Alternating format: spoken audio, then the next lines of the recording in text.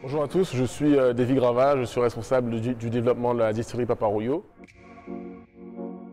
Paparouillot est donc la dernière distillerie à avoir été montée en Guadeloupe. Nous avons commencé à distiller en 2021 et nous travaillons sur le terroir. Sur quel terroir? Le terroir de la ville du Moule, le terroir de la Grande Terre, donc en fait face à un terroir qui est face à l'Atlantique. Et ce que nous faisons, c'est que tous les choix techniques qui sont réalisés dans notre distillerie sont en lien avec cela, donc forcément les variétés de canne, mais également les méthodes de coupe et également surtout la méthode de distillation parce que nous utilisons des alambics de type charentais, donc un pot de style pour pouvoir distiller et avoir un rhum qui amène avec des notes spéciales et des notes surtout en termes de point de vue aromatique qui sont très particulières. Donc pour ça, ce qu'on fera, c'est de mettre en place une traçabilité de A à Z. Donc nous avons une traçabilité actuellement de A à Z du champ jusqu'à la bouteille et cela nous permet de bien comprendre notre terroir, de bien comprendre d'où vient l'aromatique de nos produits et finalement de proposer des produits particuliers aux clients.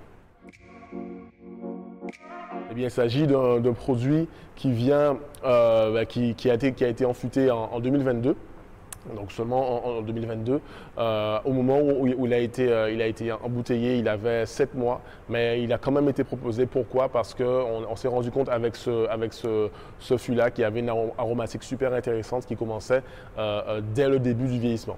Alors, pour être plus précis, parce que peut-être qu'il y a des gens qui veulent plus d'informations sur ce fût-là, donc comme je l'ai dit, il s'agit de fûts de 400 litres. C'est un fût de chêne français neuf et on est sur une chauffe légère.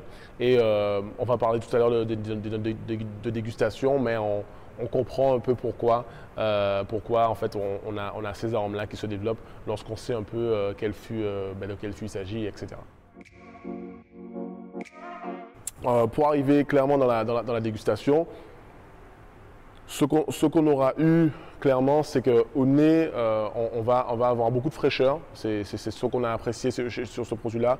Beaucoup de fraîcheur au nez, avec des arômes assez marqués de noix grillées.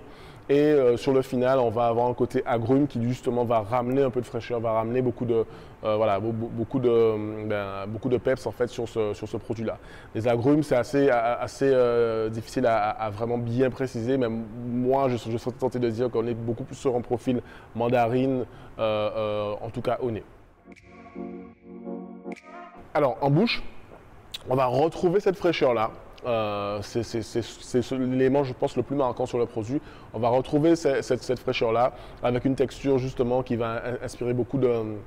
Voilà, qui ne va pas mettre beaucoup de lourdeur sur le palais. Et mon avis, en tout cas, sur le produit, c'est que sur la bouche, on va être plus sur cette fois-ci des notes de miel.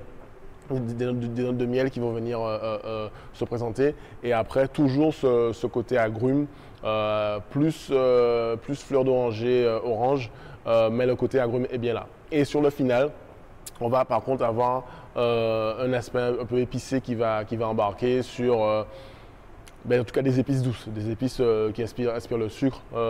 Dépendamment des gens, il y en a qui vont diront cannelle, muscade ou autre, mais c'est ce qu'on aura.